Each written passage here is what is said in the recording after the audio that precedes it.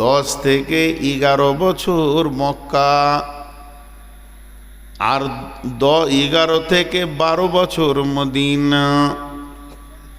নবীজির জীবনটা 2 ভাগে ভাগ করে দিলেন।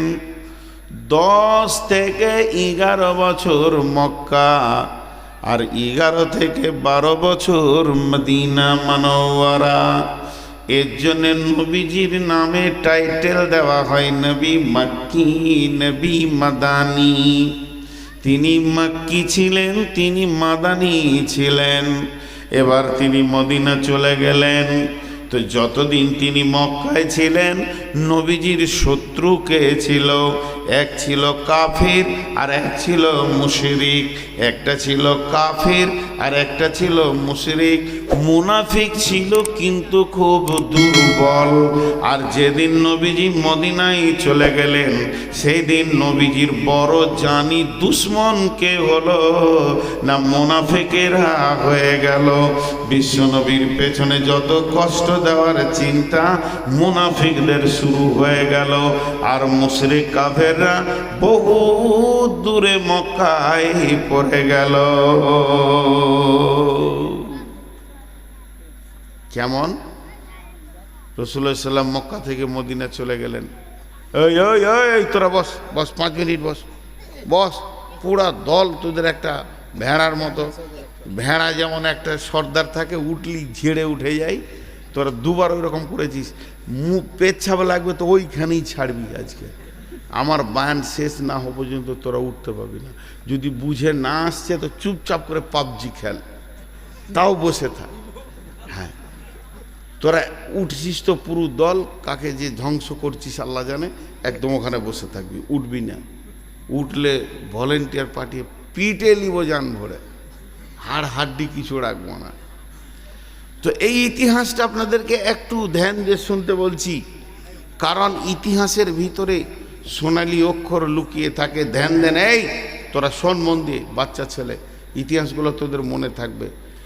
মদিনায় যখন চলে গেল, একবার আমাকে দিই উদাহরণ দিই। এইখান থেকে আমার বাড়ি কিছু না হলো 120-30 কিলোমিটার।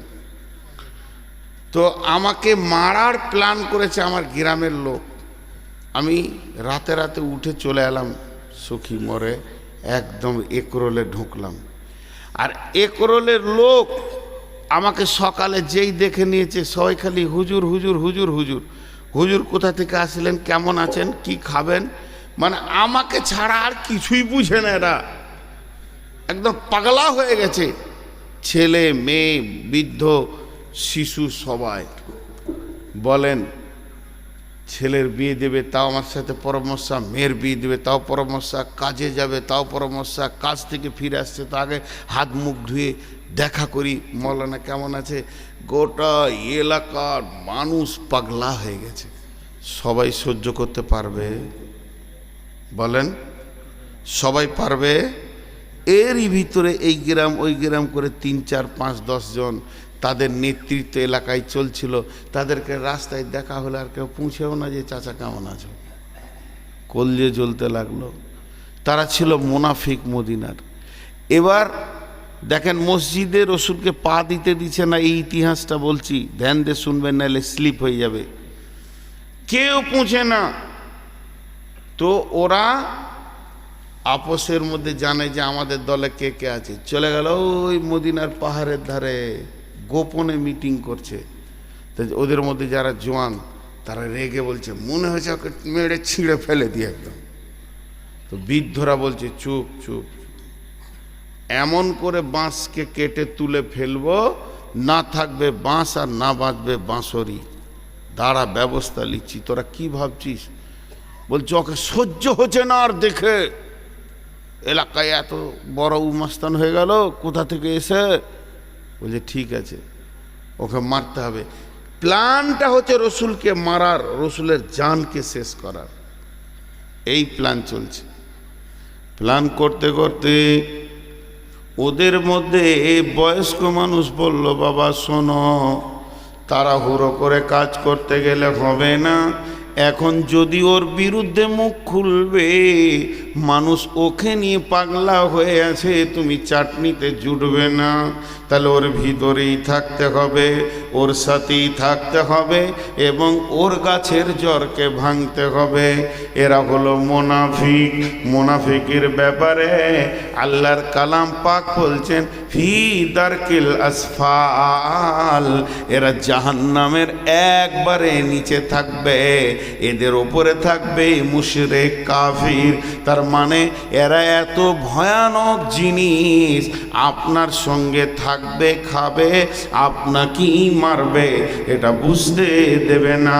এই ভয়ানক দলটা ছিল মদিনাতে, রসুলকে মারার প্ল্যান করেছে।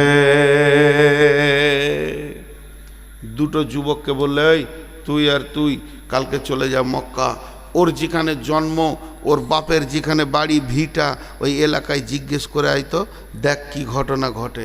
দুজন চলে গেল মক্কা। মক্কা পৌঁছালো, যে কদিনই লাগলো, 2 দিন 10 দিন। মক্কায় পৌঁছানোর পর জিজ্ঞেস করবি করা, আবু জাহেলের ওইখানেই শুধাইছে, আগে নবী মোহাম্মদকে চিনো? বলে চিনবো না, ওকে পেলে কাটবো। রাতে রাতে পালিয়েছে ওইখান থেকে। তখন আর কলজাটা কি বড় হচ্ছে, ওরে সুবহানাল্লাহ, দুশ্মনে ঢেড়ি লেগে আছে। এত ভালো লোক আমার ওখানে, খুব বুজুর্গি বেনে গিয়েছে, কিন্তু ওর যে দুশ্মনে ঢেড়ি লেগে আছে। দাঁড়াও, তোমরা খবর দিচ্ছি কোথা আছে, পালালে কি হবে, কোথা আছে বলে দিচ্ছি। এবার ওই দুইজন আসলো, আবার মিটিং ডাকলো, তারা গোপনে গোপনে মিটিং ডাকলো। মিটিং ডাকার পর পাহাড়ের গুহাতে আবার লুকিয়ে তারা বসে গেল। বলে বাবা, তোমাদেরকে মক্কা পাঠিয়েছিলাম, মক্কার খবর বলো।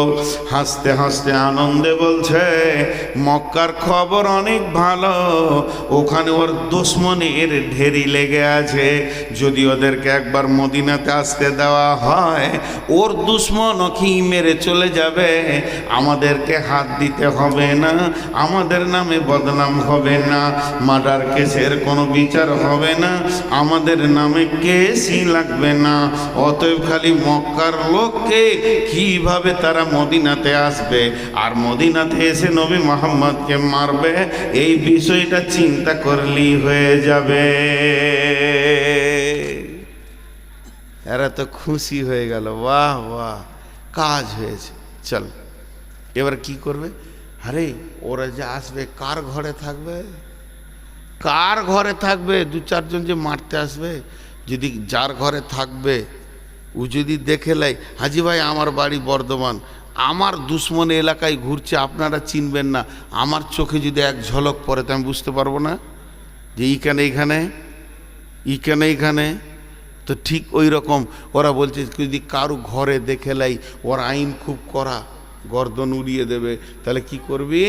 বলছে একদম মদিনার এক প্রান্তে এক ধারে একটা ছোট্ট মতো মসজিদ বানিয়ে নিল ওরা। ওই মসজিদটা বানালো কি নিয়তে? যে ওই মসজিদের ভিতরে তাদেরকে রেখে মেহমানদারি করে আমরা খাওয়াবো। আর যখন নবী মুহাম্মদ সাল্লাল্লাহু আলাইহি ওয়াসাল্লাম একা থাকবে, সমস্ত সাহাবীরা মাঠে ঘাটে খেজুরের বাগানে কাজে চলে যাবে, তখন এরা গিয়ে ওকে কেটে দেবে, পিস করে দিয়ে চলে যাবে। তাহলে একটা মসজিদ বানা, কারো বাড়িতে রাখতে হবে না, যে তাড়াতাড়ি করে খেজুরের গাছের পিলার, খেজুর পাতার ছাওয়ানি আর ডাল কাঠ খোট্টা দিয়ে মসজিদটা হয়ে গেল। 1-2 ঘন্টার মধ্যে মসজিদ হয়ে গেল। বলে তাহলে এবার মসজিদের উদ্বোধন করতে হবে, নামাজ শুরু করে দিতে হবে। এইটা আমরা ওয়াক্তিয়া মসজিদ বানাবো, এখানে 5 ওয়াক্তের নামাজ পড়বো, আর জুমাটা যাকে মারবো তার পেছনেই পড়ে চলে আসবো মসজিদে নববীতে। তাহলে ও বুঝতে পারবে যে এই লোকগুলি আমার দলে আছে, এরা বেঈমান হয়ে যায়নি।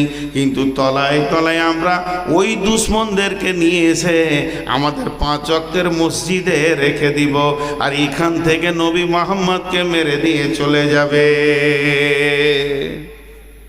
বাপরে, কে বিড়ি খেয়েছে গো, প্রচন্ড গন্ধ, এই পেছনেই খেয়েছে। আল্লাহ, আরে বাপ, তোকে কি বিড়ি এখনই খেতে মন গেল? তো তো লজ্জা শরম হায়, ওকে ধরে নিয়ে আয় তো। হ্যাঁ, খেয়েছে না? না বললে হবে না, আমার নাক রে, এটা বিভৎস গন্ধ আসছে।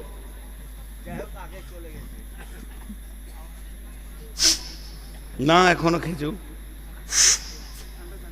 এধার ওধার আছে। তো প্ল্যানটা বুঝতে পারছেন আপনারা? হ্যাঁ না বলেন একবার, যে ওরা এসে মেরে দিয়ে চলে যাবে, এটা ওদের প্ল্যান। মসজিদ তৈরি হয়ে গেল, এখন উদ্বোধন বাকি আছে, উদ্বোধন বাকি আছে। তখন বলছে কে উদ্বোধন করবি? এখনো নবী বেঁচে আছে, ও যদি উদ্বোধন না করে তো এটা মসজিদ বলে কেউ পুঁছবে না। কথাটা বুঝতে পারছি? ও যদি উদ্বোধন না করে তা একে কেউ মসজিদ বলে পুঁছবে না, ঘৃণা করবে। স্বয়ং রসুল বেঁচে আছে।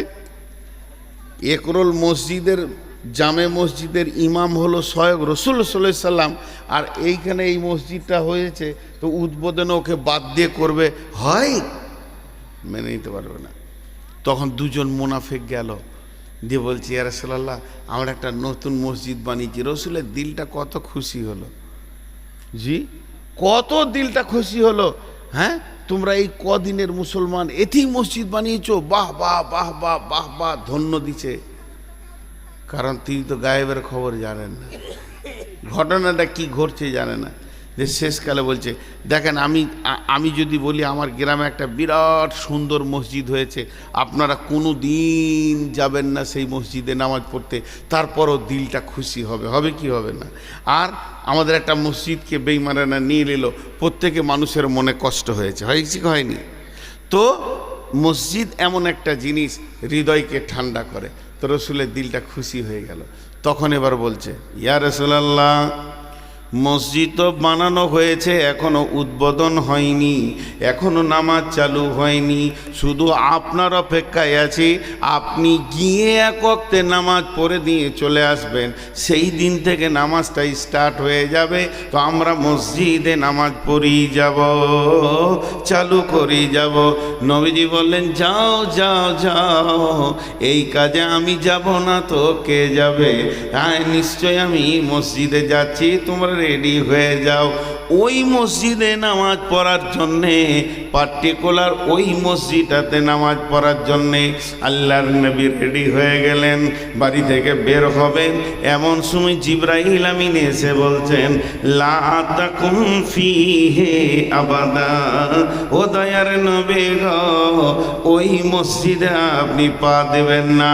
লা উসসিসা আলা তাকওয়া মিন আউয়ালি ইয়াউমিন, ওই মসজিদটা যখন ভিত রাখা হয়েছিল, প্রথম দিনের ভিতরে ওদের কোনো তাকওয়া পরেজগারি ছিল না। ওটা তো মসজিদ লয়, ওখানে চক্রান্তের জায়গা, আপনার জানকে মারার জায়গা বানানো হয়েছে ওটা। ওয়াল্লাযীনা ইত্তাখাযু মাসজিদান জিরারা ওয়া কুফুরা তাফরীকাম বাইনাল মুমিনি ওয়া ইরসাদাল লিমান হারাবাল্লাহ ওয়া রাসূলুহু, ওরা জিদের বশীভূত হয়ে কুফরির তাড়নায় আপনার প্রতি বিরক্ত হয়ে মসজিদটা বানিয়েছেন। ও দয়ার নবী গো, ওরা চিরদিন ওটাই কাজ করে এসেছে।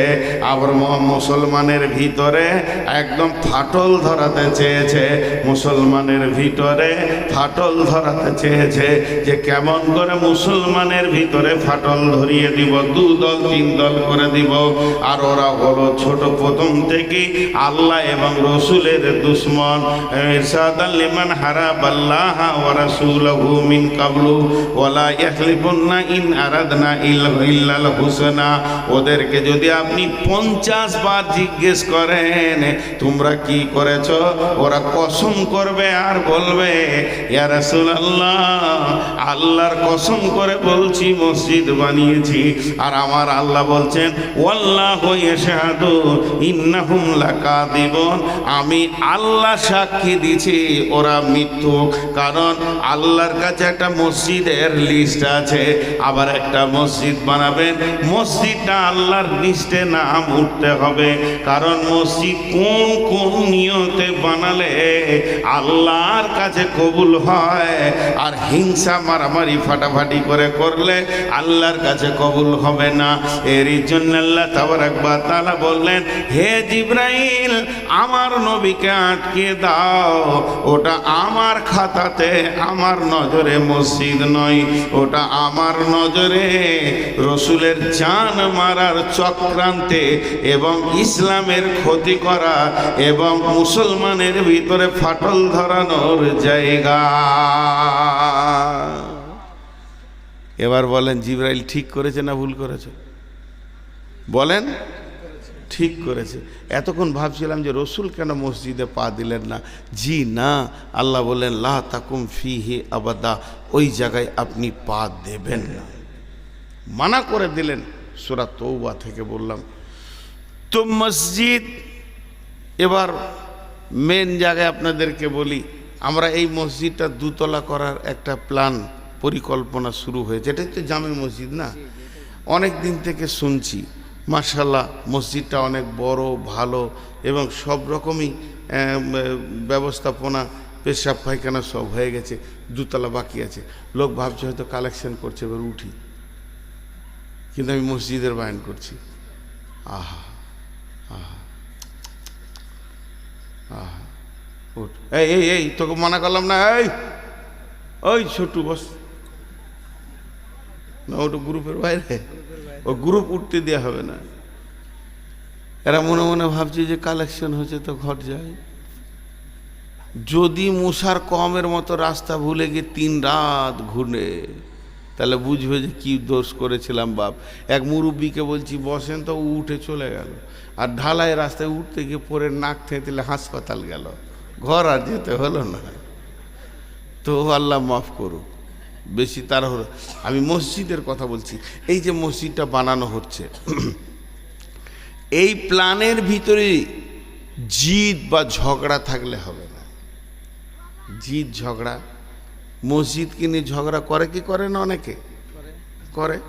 মসজিদের ভিতরেও ঝগড়া হয়। আচ্ছা, ঝগড়া হওয়াটা খারাপ না ভালো? ঝগড়া হওয়াটা ভালো, কিন্তু ঝগড়া রাখাটা খারাপ। আলেমদের ভিতরে ঝগড়া দেখেছেন হয়? অনেকে এটা বদনাম করে এবং খারাপ মনে করে যে মৌলবীরা ঝগড়া করছে। খ্যাপা, মৌলবীরা, হ্যাঁ, ওরা আস্তে আস্তে করে দিয়েছে, প্ল্যান করে করে দিয়েছে। হ্যাঁ, ওরা ভাবছে যে ও বুঝতে পারছে না। যা বাপ, যা যা যা যা, আর 2-1টা আছিস তো চলে যা, বিড়ি খাস না, যেন বিড়ি খাস না, যা। আচ্ছা, আপনাদের বিরক্ত লাগছে নাকি? আমি খুব সুন্দর কেটে কেটে আস্তে আস্তে করে বলছি। তো মসজিদে বিভিন্ন রকমভাবে ঝগড়া হয়। ঝগড়া হওয়া ভালো, ঝগড়া রাখা খারাপ। আলেমদের ভিতরে ঝগড়া হলে বলছে এই জাতির জন্যে লাভ, জাতিরা রাস্তা পাবে। আলেমরা যত ঝগড়া করবে জাতি তত রাস্তা পাবে। যদি আলেমরা চুপ করে বসে যায়, ঝগড়া বাদ দিয়ে দেয়, তাহলে জেনে নেন জাতি জাহান্নামে চলে যাবে, রাস্তা পাবে না। 2টি পাথরে যদি ধাক্কা লাগে, মাঝে কি বের হবে? আর আগুন কি করে? রাস্তা দেখায় কি দেখায় না? আঁধার দূর করে কি করে না? ওনার সঙ্গে আমার একটা হাদিস নিয়ে তর্ক চলবে তো চলবে। এখন 2 মাস চলছে। উনি খাতা খুলছে আর বের করছে, আমি বের করছি, পাল্টা বের করছে, তাতে কি হবে? একটা জায়গায় গিয়ে সহি জিনিসগুলো বের করা যাবে। আর আলিম যখন হাদিস কোরআন নিয়ে ঝগড়ায় নেমে যায়, তখন এক ঘন্টা পড়তো, ওটা 7 ঘন্টা চালাবে ও, যে কে কি বলছে দেখি। এই জন্যে ইমাম আবু হানিফা বলে গেছেন, এই জাতির রহমত হচ্ছে আলিমদের ঝগড়া। এখনকার আলিমরা চুপচাপ বসে গেছি বলে জাতি কিছু বুঝতে পারছে না। খবরদার, আলিমদের ঝগড়াকে ঘৃণা মনে করিয়েন না, এটা জাতিদের। তো আমি যেটা বললাম, সাহাবা রাদিয়াল্লাহু মাজমাইনেরাও ঝগড়া করেছেন কি করেননি? কিন্তু ঝগড়াটাকে রাখেননি। মানুষ ঝগড়া করবে না তো কে করবে? গরুতে করবে, ছাগলে করবে, ভেড়াতে করবে। আমি বুঝি, আপনিও বুঝেন, বোধ আছে বলেই তো ঝগড়াটা হচ্ছে। ঝগড়া হওয়াটা খারাপ নয়, ঝগড়া রাখাটা হচ্ছে খারাপ। ইনার সঙ্গে আমার 2 ঘন্টা ধরে তর্ক চলবে, কথা চলবে, বিরক্ত হয়ে গেছি। দুটো কথা আমি বলবো, ছোট হিসেবে চাপ দিয়ে উনি আমাকে বড় ভাই হিসেবে সাবধানতা রেখে রেখে দুটো কথা বলবেন। হয়ে গেল কথা, মাগরিবের আজান হলো, উনি ইমামতি করবেন, আমি নামাজ পড়বো, আমি ইমামতি করব, উনি নামাজ পড়বেন। ঝগড়া কোথা চলে গেল উড়ে। লোক দেখলে হয়তো যে বোম মারামারি হলো। আলিমদের এটা হওয়াটা দরকার আছে, এই জায়গাটা খারাপ মনে করিয়েন না। হ্যাঁ, যদি উনার ইমামতিকে ছেড়ে দিয়ে আমি অন্যদিকে মুখ করি, ওর পেছনে নামাজ পড়ো, তাহলে গেল শ্বশুর। এইটাকে খারাপ বলছে, এটা রাখা চলবে না। ভাই ভাই হবে। একটা মায়ের 2টা বোঁটা 5 ভাইয়ে চুষেছে রক্ত, এক মায়ের পেটের দুধ। তারপরে দেখেন 5টা বউ এসে কটা ঘর হয়েছে এখন। তাহলে এক মায়ের রাস্তাতে পৃথিবী দেখার পর যদি এতগুলো ঝগড়া হয়, একটা আব্বা 5টা বেটার, আব্বা খেটে খেটে খেটে খেটে খেটে খেটে চায়ের দোকানে চা খায়নি, বিস্কিট খায়নি, টাকা চলে যাবে, নষ্ট হয়ে যাবে, আমার ছেলেদের ঘর বাড়ি হবে না। যে সুন্দর করে গোছিয়ে একটা ঘর বানালো, 5টা বেটার বিয়ে দিয়ে দিয়েছে। ওই ঘরের দরজা একটা ছিল, এখন কটা দরজা? হ্যাঁ, 5টা দরজা, এদিকে একটা দরজা, এদিকে একটা দরজা, এদিকে একটা দরজা, এদিকে একটা দরজা। হ্যাঁ, হয় কি হয় না? আরে হ্যাঁ না বলে না? খালি একবার বউ আসলো তো রাস্তা ফাটিয়ে দিলে, তো সব প্ল্যান শেষ হয়ে যায়। তাহলে এক মায়ের পেটে এক বাপের ছেলে যদি 5টা দরজা হয়, আপনার মসজিদে কটা বংশের লোক ঢুকছে, কত মিজাজের ঢুকছে, কত রক্তের ঢুকছে, কত বাপের রক্ত আছে, কত মায়ের দুধ আছে, ঝগড়া হবে না? আরে হ্যাঁ না বলে না? এক মায়ের পেটে 5 ভাই যদি ঝগড়া হয়ে যায় একই দুধের বলে, তাহলে 5টা হতেই পারে, কিন্তু এটা রাখা যাবে না। জি, আমি আপনাদেরকে একটা ঘটনা শোনাচ্ছি, কিন্তু কালকে ফোন করে বলিয়েন না যেটা হাদিস নম্বর কত, তাহলে আমার বাঁশ চলে গেল। কারণ আমি অনেক আলেমকে জিজ্ঞেস করেছি, এখনো পর্যন্ত তারা বরাত দিতে পারেনি। তাহলে হাদিসে নেই, গল্প। কিন্তু এটা আমি একদিন শ্রোতা ছিলাম বাচ্চা অবস্থায়, আমি এক আলিমের মুখে শুনেছি, আমাদের বর্ধমানের বড় আলিম, বড় মাপের আলিম, যে সাহাবীদের ভিতরে মসজিদে ঝগড়া, সাহাবীদের ভিতরে মসজিদে ঝগড়া, মসজিদে নববীতে ঝগড়াটা কেমন? এই যে আপনাদের রাস্তার ধারে মসজিদ, সাহাবীরা যখন কাজ করতেন করতেন করতেন করতেন, কাজ না থাকলে সময় কাটাতেন মসজিদে। চল একটু জিকির করি, সুবহানাল্লাহ আলহামদুলিল্লাহ, 2 রাকাত নফল নামাজ পড়ি। তো একজন সাহাবী একটা এরকম বাঁশের খোঁটা করে নিয়েছে, কাঠের খোঁটা করে নিয়েছে, ঠিক মসজিদের মেন গেটের একটু পাশাপাশি গেড়ে ওটাকে ভালো করে সিলিয়ে দেখে নিল যে হ্যাঁ মজবুত হয়ে গেছে। তারপর উজু টুজু করে 2 রাকাত নামাজ পড়ি। আর একজন ঠিক ওই টাইমে এসে হাজির, খোঁটাকে গাড়লে রে, মসজিদের দরজার পাশে খোঁটা, দেখতো কোন মাথা মোটা খোঁটা গেড়েছে, করে তুলে ওই দিকে ছুঁড়ে ফেলে দিলে।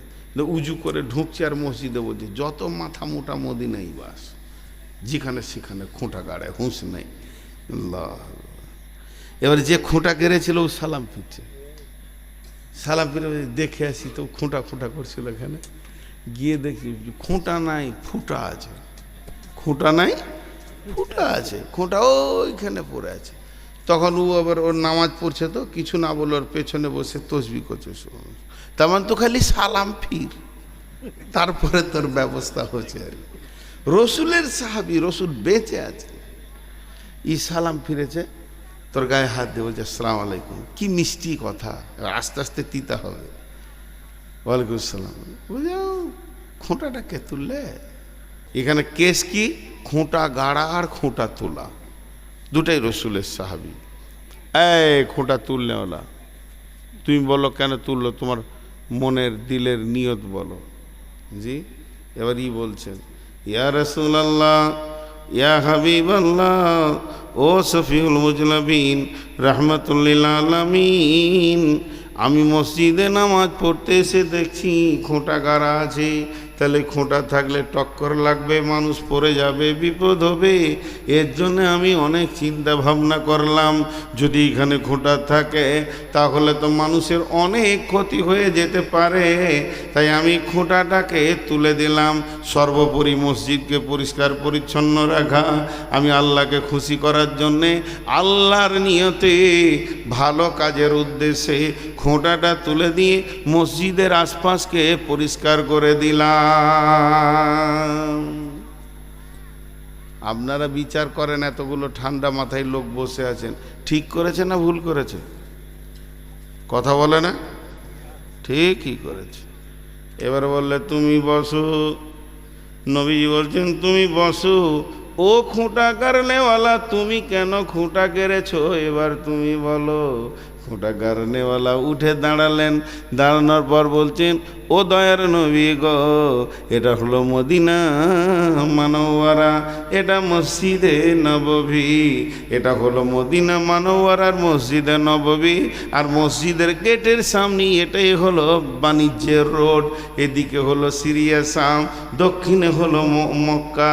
তা মক্কার লোকেরা শামে যায়, শামের লোকেরা মক্কায় যায়। তারা উট গাধা ঘোড়া বোঝাই করে মাল নিয়ে চলে যায়, আবার মাল বিক্রি করে আবার মাল নিয়ে এই দেশে আসে। যখন তাদের নামাজের টাইম হয়, মসজিদে নামাজ পড়ে উজু করে, উট বড় চঞ্চল জানোয়ার, উটগুলোকে খোলা ময়দানে ছেড়ে দিয়ে তারা তাড়াহুড়ো করে নামাজ পড়ে বেরিয়ে যায়। আমি খোঁটাটা গেড়ে দিলাম। ওই বাণিকের দলেরা, ওই বাণিজ্যের লোকের দলেরা, ওই বণিকেরা তাদের নামাজের টাইম হলে উটগুলোকে খোঁটাতে বেঁধে দিয়ে নামাজ পড়বে। বলেন এবার ঠিক করেছে না ভুল করেছে? ইও ঠিক করেছে। এবার বিশ্ব নবী বিচার কেমন দেখেন। নবীজি বলছেন, ও খুঁটা গাড়নেওয়ালা আর খুঁটা তুলনেওয়ালা, তোমরা দুজনে তোমাদের নিয়তের কারণে দুজনই জান্নাতি। তো মসজিদে ঝগড়া হতেই পারে। হ্যাঁ, ফ্যানটা চালিয়ে দিয়ে গল্প করছে, এই যে ফ্যানটা বন্ধ করে দিলে, যে গল্প করছে ই বন্ধ করে দিলে, ও হয়তো জিকির করছিল বন্ধ করে দিলে। এই বন্ধ করলি কেন? তো তুই তো বসে বসে খালি আরাম করছিস, জিকির করছি। একটা ধ্যানের সঙ্গে জিকির করতে গেলে গরমে ফ্যানটা চললে অসুবিধা কী আছে? দোষ নাই। আর ও বন্ধ করছে, মসজিদে বিল বেশি হয়েছে, দোষ নেই। নিয়ত কারো ঘরের মালের নয় যে আমার ঘরের মাল বাড়বে, এটা নিয়ত কারণ নয়। এইভাবেই ঝগড়া হয়ে থাকে। তো এই ঝগড়া করে, ঝগড়া হতে পারে মসজিদে, মসজিদেই বিচার হবে, নিষ্পত্তি হবে, কিন্তু দ্বিতীয় মসজিদ বানাতে যাব না। জোরে বলেন, দ্বিতীয় মসজিদ বানাতে যাব না। এই মসজিদটাকে আল্লাহ রসুল, আল্লাহ ঘৃণা করেছেন। এরপর আল্লাহ বলছেন, বিসমিল্লাহির রহমানির রহিম, ইন্নামা ইয়ামুরু মাসাজিদাল্লাহি মান আমানা বিল্লাহি ওয়াল ইয়াউমিল আখিরি ওয়া আকামাস সালাতা ওয়া আতাজ যাকাতা ওয়া লাম ইয়াখশা ইল্লাল্লাহ ফাআসা রাব্বুকা আইয়াকুনু মিনাল মুহতাদিন। মসজিদে যারা দান করবে, মসজিদে যারা কমিটি হবে, যার কাছে মসজিদের টাকা থাকবে, হিসাব থাকবে, এবং মসজিদের দায় দায়িত্ব ওরাই নেবে, যার ভিতরে 5টা গুণ আছে। মান আমানা বিল্লাহি ওয়াল ইয়াউমিল আখিরি ওয়া আকামাস সালাতা ওয়া আতাজ যাকাতা ওয়া লাম ইয়াখশা ইল্লাল্লাহ।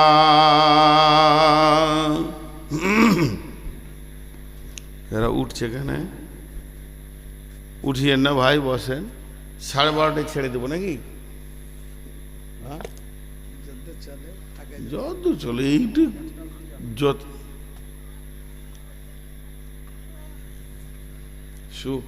এগুলোর লোক খুব চালাক, তো শসা চাষ করে এরা, করে না, খালি ধান। একটা পারবো না, শরীর খুব আজকে বাদি পড়ে যেত ধরে নে। তার থেকে তো হলো কিছু না। আচ্ছা ঠিক আছে, মানে আমি আমার বলা দেখে দিই, বাধ্যবাধকতা নয়, যতটুকু সম্ভব। এইখানে একটা জিনিস আমি বলবো, খুব খেয়াল করে শুনবেন, মানে খুব মনোযোগ দেন। আর বিশেষ করে একগুলো ছেলেরা আমাকে ভালোবাসে, খালি আমি ভালোবাসি না ওদেরকে, বকি একটু বেশি করে।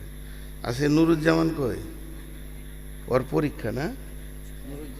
হ্যাঁ ওর পরীক্ষা তো কালকে পরীক্ষা তাহলে আসেন, ঠিক করেছেন না। আর উচ্চ মাধ্যমিক শেষ কবে হচ্ছে? 26 তারিখ মনে হয় নাকি? জি, এই ইলেকশনের জন্য সব আগিয়ে দিয়েছে। তো এই জায়গাটা একটা খেয়াল করি, এখানে দুটো দল রয়েছে এইখানে, একটা হচ্ছে মসজিদ কমিটি আর একটা হচ্ছে দাতা। তো দাতাকে আগে বলে নি। আল্লাহ বলছে, হে দাতার দল, তুমি 5টা গুণে গুণান্বিত হও। ইয়ামুরু, ইয়ামুরু শব্দটার আবিধানিক অর্থ দেখভাল বলা যেতে পারে। মসজিদ ভাঙা গুনহানা নেকি? মসজিদ ভাঙা গুনহানা নেকি? কে বললে? পুরাতন মসজিদ ভাঙতে হবে নেকি? দুদিন যদি ভেঙে দেয় তো নেকি হবে না? আজীব ব্যাপার। ইয়ামুরু শব্দটা ওইটাই, যে মসজিদের কল্যাণ করো। ভেঙে যদি কল্যাণ হয় ভাঙো, তখন নেকি। গড়ে যদি ওর কল্যাণ হয় তো গড়ো। বুঝতে পারছেন কথাটা? আমি বুঝাতে পারলাম?